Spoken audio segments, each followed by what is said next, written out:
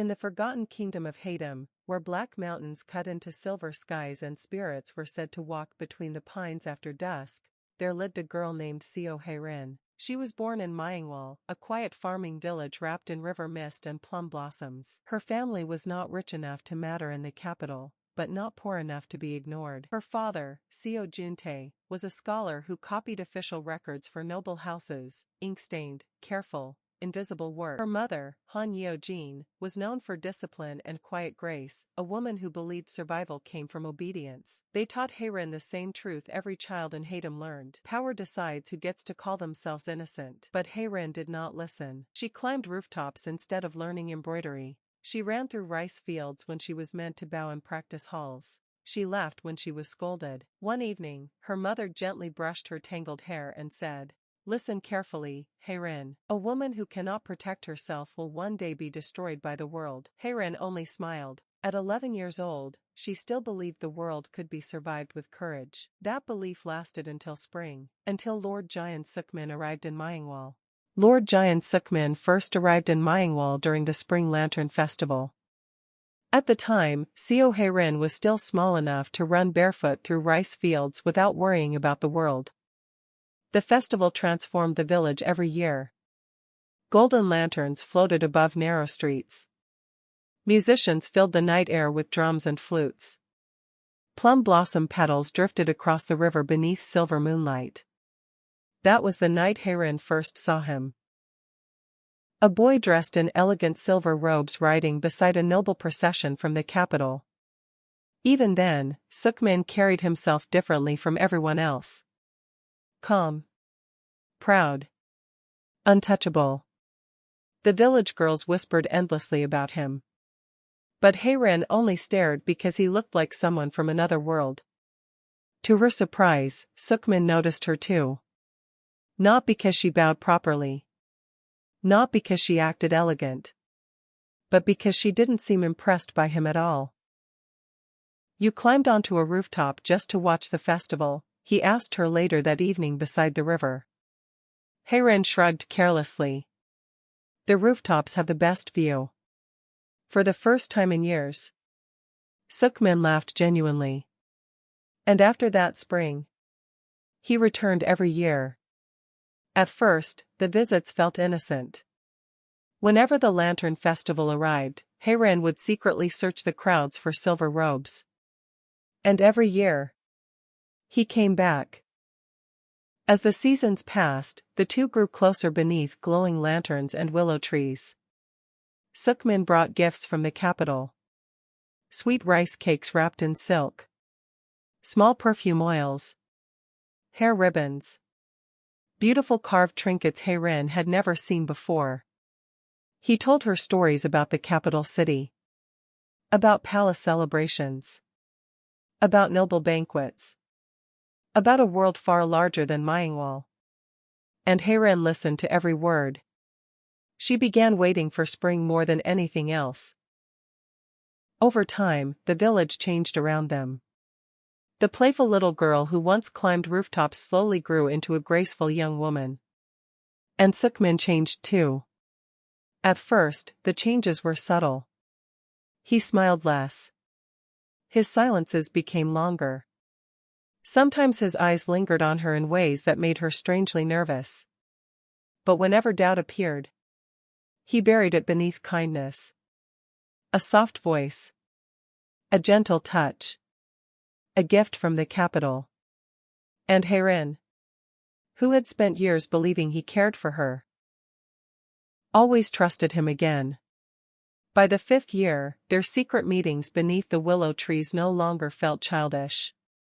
The feelings between them had deepened into something dangerous. At least for Hae-rin.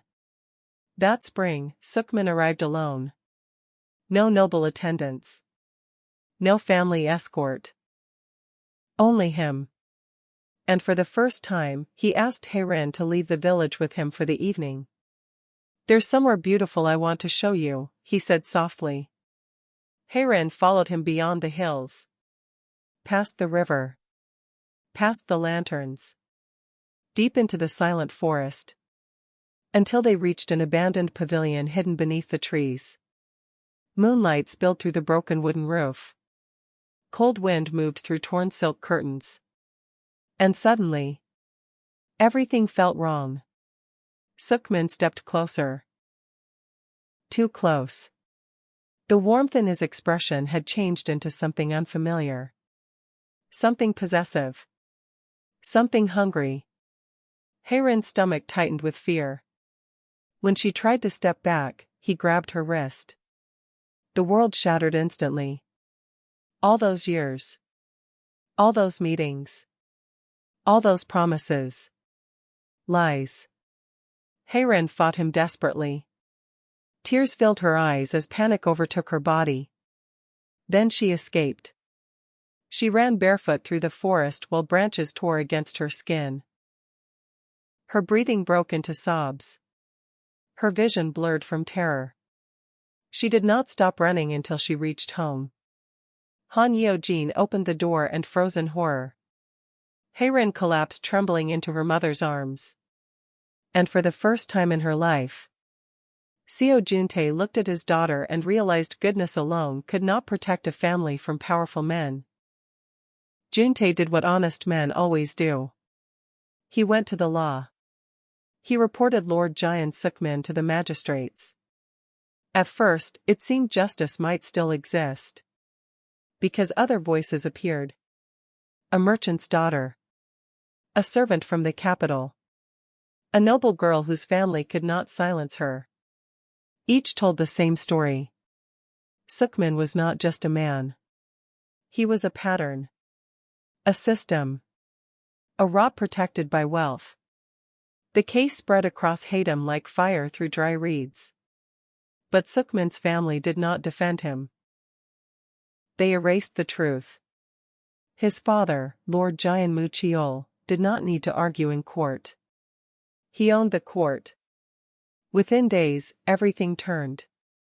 Evidence appeared against the Seo family instead. False seals. Poison claims. Fabricated testimonies. Neighbors who once smiled now looked away. Friends disappeared overnight.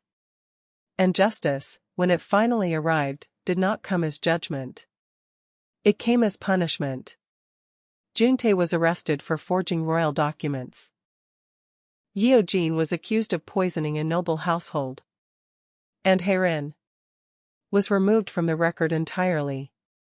Officially, she fled in shame. But in truth, she was taken. Quietly. Without trial. Without a name. Hae-rin did not enter a prison.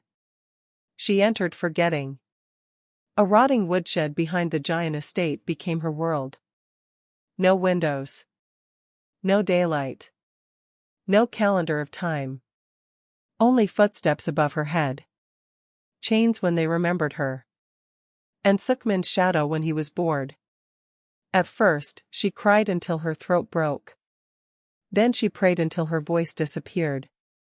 Then she stopped speaking altogether. The world above her continued. Music, laughter, celebration. While she learned what it meant to be erased while still breathing. Sukmin visited occasionally, never in anger. Only curiosity.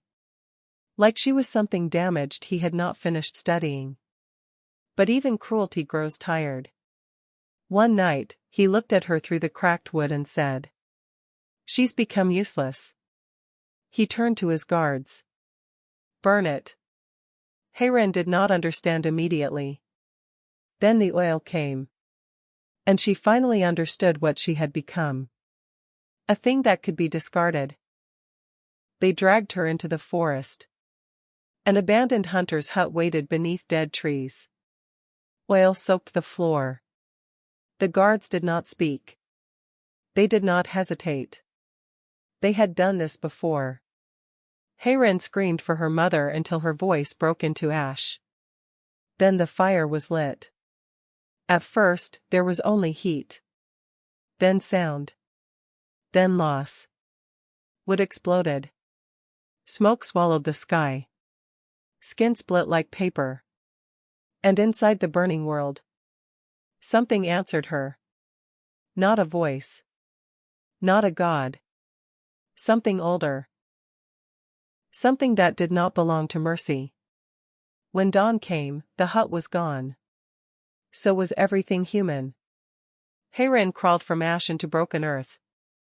Her face was no longer her face. Her body no longer recognized itself. And for a moment, she wished the fire had finished its work. But it did not. So she left the world instead. And walked into the mountains where no name survived. Wulsa Mountain was where the world went to be forgotten. People said spirits wandered there.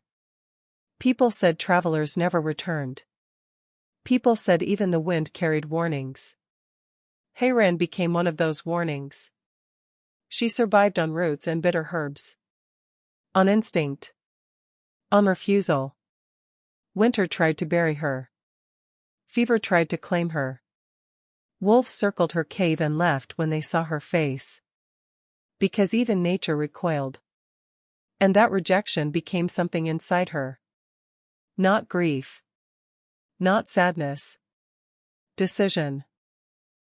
If the world would not keep her, then she would return as something it could not survive. Years passed. The mountains no longer felt cold. That frightened Hae-rin more than the wolves ever had. Pain had become ordinary. Hunger had become discipline. Silence had become safer than memory. The girl who once laughed beneath plum trees had become little more than instinct wrapped in scars. Then winter opened something ancient. A violent storm split through Wulsa Mountain, uprooting frozen trees and tearing apart stone near the northern cliffs. Beneath shattered earth, Hae-rin discovered an old buried cabin strangled in dead vines. Inside was no living soul. Only bones. A woman's skeleton sat upright beside a collapsed altar, wrapped in rotted black cloth. Around her were scrolls. Jars. Silver needles. Dried herbs. And books written in blood-dark ink. The writings belonged to a feared sorceress once whispered of across remote provinces. The veiled shaman of Ash Hollow. At first, Hae-rin refused to touch anything. Sorcery was forbidden in Haedam. Cursed. Blasphemous. Monstrous. Then she remembered Sukmin smiling while she screamed inside the fire. And disgust lost. She began reading. The first spells horrified her. Spirit stitching. Face weaving. Corpse preservation. Bone listening. Ash binding. They demanded unnatural sacrifice. Blood. Silver thread. Animal's hide. Grave soil. Human remains. At first, she vomited. Then she continued. Because hatred survives where innocence dies. She dug into forgotten graves beneath frozen ground. She stitched flesh by moonlight. Mixed ash with medicinal oil. Burned herbs until spirits whispered through smoke. Each spell took something. If she used healing sorcery, her own wounds reopened. If she bound spirits, voices stayed inside her skull for days. If she stitched skin, her burned flesh beneath it split wider. And the strongest law of Ash Hollow was written in blood. What is stolen from death must be paid for by life. Still, Hae-rin kept going. Because revenge was more powerful than fear. One night, she attempted the forbidden work. Face weaving. She placed polished silver before her. For the first time since the fire. She looked. Her reflection shattered her. Half-melted skin. Twisted mouth. A ruined eye. Burned scars like cracked bark. For a long time, she stared. Then she screamed. Not in pain. In grief.